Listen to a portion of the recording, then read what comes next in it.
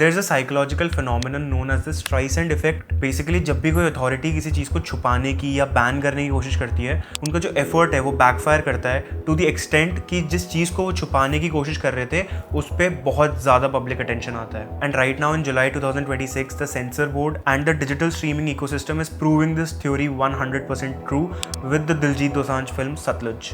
If you're a non-Punjabi or if you're living under a rock, then let me break it down for you. This movie was stuck with the censor board for the last 3 years, but finally dropped on ZEE5 on 3rd of July.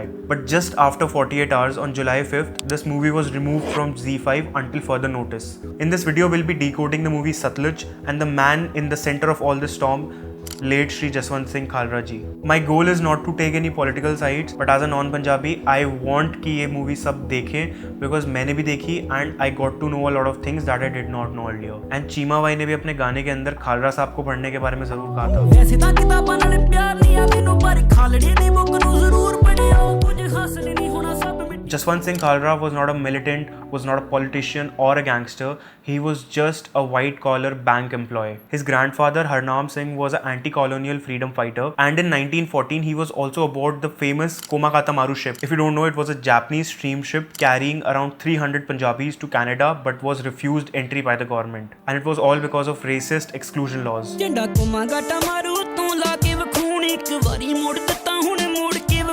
This sparked a massive anti-British uprising, and his grandfather served prison time for his resistance. Fast forward to 1980s and 1990s, Punjab में एक ऐसा time चल रहा था जिसको बहुत लोग the decade of darkness भी कहते हैं. इस टाइम पे स्टेट की insurgency and anti insurgency operations peak पे थे. Thousands of young Punjabi men were disappearing from villages, और स्टेट और पुलिस का ये कहना था उसने कहा कि बच्चे यूरोप दे विच कनाडा दे विच अमेरिका दे विच दिहाड़ियां कर रहे ने. But Khalra noticed a pattern. The math was not adding up, and जितने लोग disappear हो रहे थे उतनी bodies फैमिली को वापस नहीं मिल रही थी. So he decided to go and check the records of the municipal corporations as well as the crematoriums. जिथे जाके ਅਸੀਂ ਵੇਖਿਆ ਕਿ ਸਾਡੇ ਲਾਪਤਾ ਭਰਾਵਾਂ ਦਾ ਪੂਰਾ ਹਿਸਾਬ ਲਿਖਿਆ ਪਿਆ ਸੀ.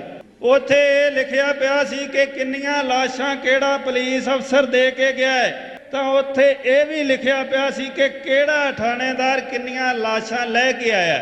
यहाँ पे एक टर्म आता है खारकू. If you have heard Diljit's music, you must have heard this track as well. किवें तोड़ दूं कोई तेरा मेरा प्यार नहीं मूरे जट खाड़कू खड़ा. खारकू एक रेबेल को या फिर एक डेयरिंग आदमी को कहा जाता था, एंड यूजुअली इंडिपेंडेंस के टाइम ये वर्ड फ्रीडम फाइटर्स के लिए यूज होता था. बट 1980s के टाइम पे ये वर्ड मिलिटेंट्स के लिए भी यूज किया जाने लगा. So when Khalra was checking all the registers, he discovered that the police was secretly bringing in bodies and labeling them as लावारिस लाशें. And सिर्फ टर्न टारन के अंदर उन्होंने आइडेंटिफाई किया that over 2000 bodies were illegally cremated. ਹੋਰ ਕੁਛ ਨਹੀਂ ਤੇ ਆਪਣੇ ਆਲੇ ਦੁਆਲੇ ਤਾਂ ਮੈਂ ਇਸ ਨੂੰ ਨਹੀਂ ਲਾਗੇ ਲੱਗਣ ਦਿਆਂਗਾ. ਆਪਣੇ ਆਲੇ ਦੁਆਲੇ ਤਾਂ ਚਾਨਣ ਕਾਇਮ ਕਰਾਂਗਾ. And when you raise your voice against a system that is so dark, it fights back. मेरे को एक और वेबसाइट मिली by the name insaf.org जिसके ऊपर सारे लोग जिनकी एक्स्ट्रा जुडिशियल किलिंग हुई है उनका डेटा है, as well as a map of where the most number of killings happened. ਤੇ ਜਿੰਨਾ ਮਾਵਾਂ ਨੇ ਆਪਣੇ ਜਾਇਆਂ ਦੀਆਂ ਲਾਸ਼ਾਂ ਵੀ ਨਹੀਂ ਸੀ ਦੇਖੀਆਂ, ਉਹ ਸਾਡੇ ਤੇ ਸਵਾਲ ਕਰ ਰਹੀਆਂ ਸੀ ਕਿ ਇੰਨਾ ਤਾਂ ਪਤਾ ਕਰ ਦਿਓ कि साडा पुत है भी कि नहीं. उनको काफी सारे थ्रेट्स मिले, but it did not stop him, and ultimately on 6 September 1995 he was kidnapped outside his house in Amritsar. इसके बाद जो सीबीआई इन्वेस्टिगेशन हुई उसमें पता लगा that he was kept in a police station in Tarn Taran, and वहां पे पुलिस उनको बहुत मारती थी, टॉर्चर करती थी. एंड जब 2 महीने टॉर्चर करने के बाद सबको ये रियलाइज हुआ that he will not take his words back, they eventually murdered him in late October 1995. And पूरी मूवी में यही दिखाया गया है. It's not fiction but it is reality. Now here's one thing जो मुझे बहुत ज्यादा अच्छी लगी, and that was the ending of the movie. And by ending I mean when the credits start to roll. गुरमुख लाह लगे मनमुख चले मूल गवाए जी. It is a Punjabi shabad taken from Guru Granth Sahib.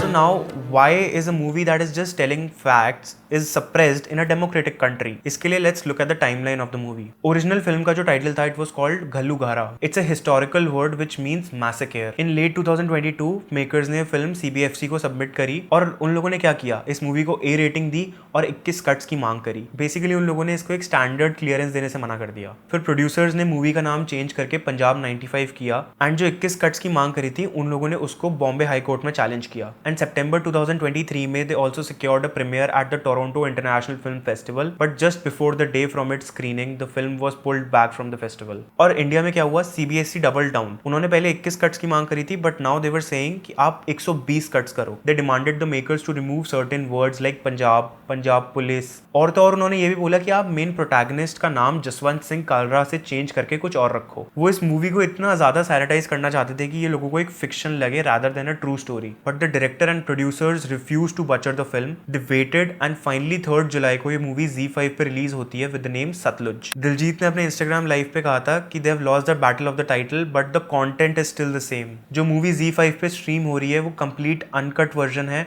और उसमें सारी चीज़ें एज इट इज़ हैं जो उन्होंने प्लान करी थੀ. ਕਿ ਬਹੁਤ ਜਿੱਦਾਂ ਲੋਕਾਂ ਦੇ ਕਮੈਂਟ ਆ ਰਹੇ ਨੇ ਤਾਂ ਉਹਨਾਂ ਨੂੰ ਲੱਗਦਾ ਪਿਆ ਕਿ ਇਹ ਫਿਲਮ ਦੇ ਵਿੱਚ ਬਹੁਤ ਸਾਰੇ ਕੱਟ ਹੈਗੇ ਨੇ. ਇਹੋ ਜਿਹਾ ਕੁਝ ਨਹੀਂ ਹੈ, ਸਿਰਫ ਸਾਨੂੰ ਟਾਈਟਲ ਨਹੀਂ ਮਿਲ ਸਕਿਆ ਕਿਸੇ ਕਾਰਨ ਦੇ ਨਾਲ ਐਂਡ ਤੇ ਸਿਰਫ ਇਹ फिल्म का टाइटल बदलिया है, बाकी ये फिल्म वही है. बट अब सबको पता है दैट 5th of July को it was removed from Z5 India.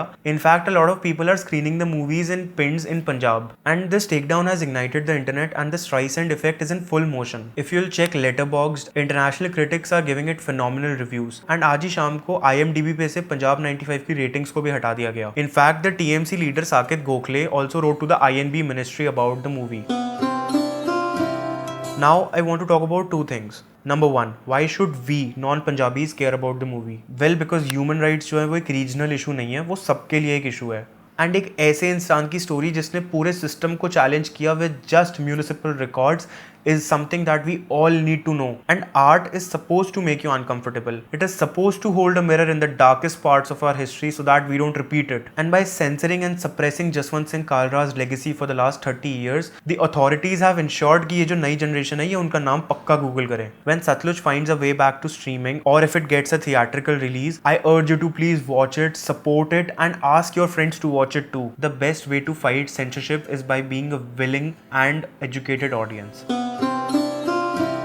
Now the second thing I wanted to talk about is the importance of physical media. This whole Z5 takedown situation brings up this massive concern, the illusion of streaming. हमें लगता है हमारे पास OTTs का subscription है like Netflix, Prime and whatnot, so we own the media, but actually we don't. And Satluj just proved it. It proved that we don't have freedom of information. The entire crew behind the movie fought for 3 years to release an uncut version, लेकिन वो release तो एक centralized platform पे ही हुआ है and just with one notice it was taken down. And I feel this is why owning physical media is very important. मैंने एक letterbox पे review पढ़ा था and someone mentioned कि यार अगर future में किसी minister को लगता है कि नहीं Joey from Friends was not a nice character, so will they just cut out Joey from all the Friends episodes? It is something that we all should think about. अगर आप cinema को थोड़ा सा फॉलो करते हो so you might know that एक Iranian film maker हैं जफार पनाही, उन पे एक हाउस अरेस्ट लगा दिया था and he was not allowed to make movies for almost 20 years. And guess what he did?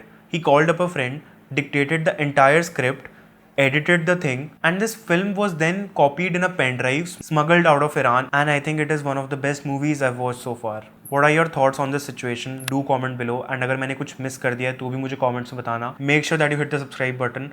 I'll try to post more such videos, and I'll see you in the next one.